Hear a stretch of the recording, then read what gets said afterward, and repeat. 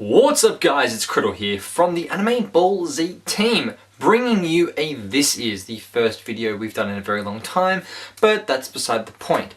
This time we're going to do a This Is for a series that sort of makes my top 10 least favourite long-running series anime. Second behind Dragon Ball Z, but that's beside the point. Anyway, this is a series that receives a lot of hate, and it's purely because the story is very convoluted and full of what we like to call in the industry plot holes. Anyway, enough about that. Let's get straight to the point. Let's get to the series, as this time, this is Bleach. Off the tracks. So Bleach is the story. I use that very thing because, you know, it's not much of a story. It sort of falls apart very, very quickly. Bleach is the story of a 15-year-old high school student by the name of Kurosaki Ichigo, who has the powers of Jennifer Love Hewitt from that series Ghost Whisperer, if anyone actually ever watched that series. Essentially, he can see and communicate with ghosts. In the beginning of the series, it sort of introduces he just, you know, acts as a big brother to little kid ghosts and find older ghosts annoying. So very start, he beats up a bunch of guys who knock over a vase that has some flowers in it as a tribute to a little girl who died at that spot. I think she'd been hit by a car or something like that.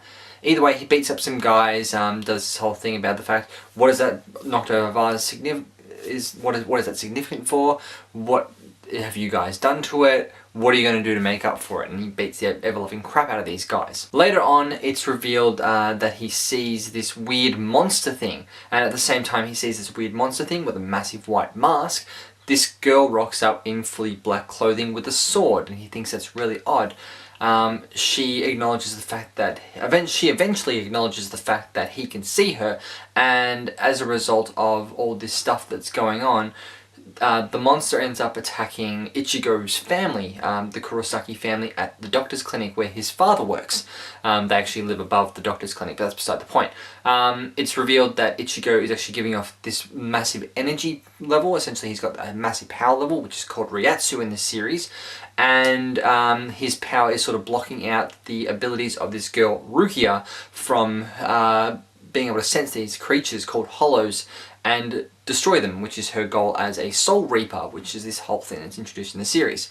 So her inability to sense this thing means that it attacks unknown to her and captures one of Ichigo's sisters, Yuzu, I think. Karen's knocked out, Yuzu gets captured, and Ishin is nowhere to be seen. Anyway, Rukia, you know, Ichigo's about to charge into battle. Rukia seals his body with a special magical technique thing that she can use, and runs off into battle. Ichigo breaks out of this, which should be impossible by a normal human being. He's not a normal human being, and that's a lot of spoilers, but that's beside the point. Anyway, he breaks out and runs into battle. Rukia gets badly injured by the hollow, and she's like, look, we're going to try something. This may work, this may not work. I'm going to stab you through the heart, and I'm going to give you some of my powers. She stabs him through the heart, and by some weird twist of fate, all of her power goes into Ichigo, and she's left in this like white robe version, and she's like, what the hell just happened? Ichigo's got this massive sword, bigger than any sword in existence, and he manages to beat this hollow down and win.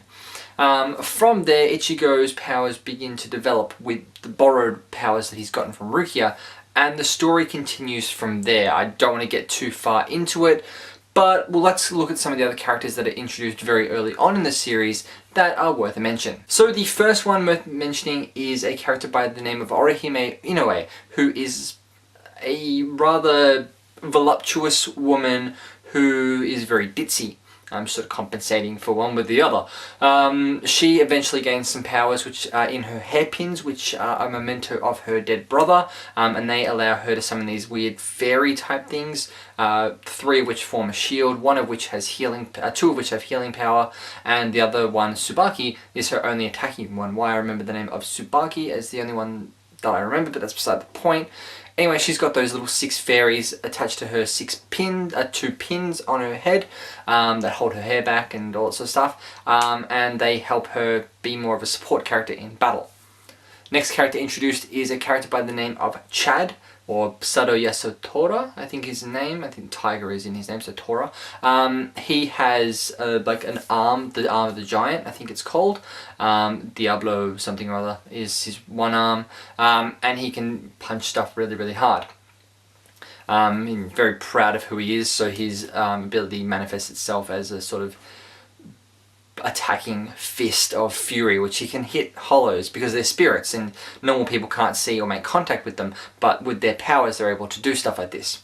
The third of the 4 main cast members, the fourth being Ichigo, is a guy named by the name of Ishida. Ishida is what we call a Quincy, who essentially are an antipode to Shinigami, Soul Reapers, in that they wear entirely white, and as opposed to using swords, they use bow and arrow. And their techniques technically kill hollows, as opposed to Soul Reaper techniques that purify them and send the corrupt spirit, because hollows are actually humans who have, or human spirits who have gone astray and become a monster because of loneliness or regret or some other negative emotion that's sort of controlling them. Instead, Quincy's fire their arrows into hollows and actually completely destroy the soul, creating a bit of an imbalance between the world of the living and the world of the dead, as things are meant to go in a cycle. Very Buddha sort of sense to it. And from there the story becomes more and more convoluted, and you know what, we're going to have a look at some plot holes for a change as we look at... Watch out for that plot hole! Anyway, I don't want to touch on too much with this story, because I don't want to spoil too much, but there's a couple of things that come out as plot holes. A lot of it's to do with swords and the names of swords, and the movies then create more plot holes throughout. But there's this whole thing revealed later on. There's one guy who names every single sword and basically gives everyone their sword, and you imbue your spirit energy and that creates stuff. Ichigo has the sword Zangetsu, and there's a whole thing surrounding that really shouldn't make any sense. Like, how does Ichigo, who isn't even really a Shinigami, get a sword? He manifests a sword, but they're meant to be given swords. Doesn't make sense, you know, you're meant to pick up a sword and develop that. Argument can be made that he's using Rukia's sword, but then in turn shouldn't he also have Rukia's powers and her manifestation of those powers in her Shikai and her Bankai, whereas he gets his own Shikai and Bankai. I'm not going to get into Shikais and Bankais, it's a whole other issue. Read the series, read up on the series if you want to. There's a lot of that. Then there's a lot of stuff with powers in the series and power levels, where certain characters are strong enough to beat other characters, but they're not strong enough to beat other characters. Prime example is a character by the name of Kenpachi, who fights Ichigo at one stage. Ichigo beats Kenpachi, but then Kenpachi comes back later in the series without any major training shown. It's literally not implied that he's had any training, whereas Ichigo has had training and has gained new abilities. It goes from Ichigo being stronger than Kenpachi to Ichigo not able to beat a guy in battle, which Kenpachi has to then come in and save Ichigo from, because Kenpachi is stronger than Ichigo, despite the fact that Ichigo was stronger than Kenpachi. It's a whole other thing. And the fact that characters that have been introduced, and there was an element where 2 other characters, Keigo and Tatsuki, and I think the other guy, the third guy, I can't remember his name, he's the guy who's the ladies' man, meet up with Urahara, and Urahara sort of implies that he's going to train them. And the next time we see them, nothing's changed, and they have no further knowledge of anything that's going on. But it was implied that they were going to be able to train their powers because they were beginning to manifest their powers. Essentially, this whole argument that Ichigo's presence in the world bleaches the souls of those around him, and they gain abilities because of his presence in their lives. Things sort of turn away from that later on with the introduction of another group of people. And that it becomes a whole convoluted plot just to get Ichigo's powers back, and it really does nothing for the series. Essentially, Ichigo has no powers, Ichigo gets his powers back. Ichigo loses his powers every 5 minutes in this series, so I'm not spoiling anything. You don't know which arc this happens in. Everything falls apart very quickly in this series, and it's just fight after fight after pointless fight. It's just a really frustrating series to get your head around if you haven't already watched it. I don't want to go into it more than that. I don't want to spoil anything for anyone that wants to watch this series, and I hate that I'm sort of really negative on the series, and that's beside the point. Anyway, let's move away from the plot and the plot holes and the characters in this series, find more about the characters themselves. Let's learn a little bit more of them as we look at The good, the bad, and the So Kurosaki Ichigo is voiced by Johnny Young Bosch, who is the voice of Vash the Stampede from Trigun, Yukimura Sanada from Sengoku Bizarre, and Yukio from Blue Exorcist. Rukia is voiced by Michelle Ruff, who is the voice of Yoko Littner from Tengen Toppa Gurren Lagann. She is also the voice of Zoe from Digimon Frontier, and Lan from Lagrange. Orihime is voiced by Stephanie Sheh, who is the voice of Hinata from the Naruto series, Kasuga from Sengoku Bizarre, and Miho from Bakuman. Chad is voiced by Jamieson Price, who is the voice of Giovanni from Pokemon Origins, Lord Genome from Tengen Toppa Gurren Lagann, and the first Hokage from Naruto. And Ishida is voiced by Derek Stephen Prince, who is the voice of Ken from Digimon 02, and also the voice of Veemon from Digimon 02, Keitaro from Love Hina, and the voice of Phantom from Marken Awakens Romance. Meh. Anyway, I don't want to discourage people from watching Bleach. It is an interesting series. The problem with it is that there is a lot of filler, and like there's entire filler arcs, which at least are relatively easy to skip. Like there's the Banto arc, which I actually, funnily enough, I actually enjoyed the Banto arc a little bit. It was an interesting set of powers to introduce into the series, but it was one of those things that everything involved in that has sort of really gone away, and there were actually residual features from that which really created a problem later on, like with Nova and stuff like that being involved, and Claude and Rinrin, I think her name was. All of them were continued over, and they stayed as far as I watched the series, which is pretty much up to the Winter War arc. Winter was coming. He's dead. Wow. That took a turn.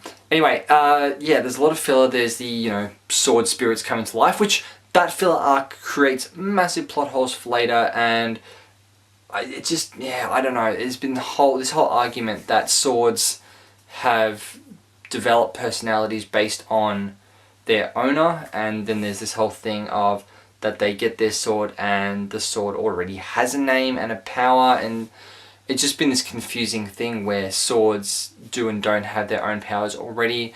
They are given them, their names are already given to them by someone else, and that doesn't make much sense, because if the powers manifest based on the individual and the sword gets a name from another guy who didn't exist back when the original Shinigami had their swords and their powers, it's a bit all over the place. But again, don't let that stop you from checking out the series.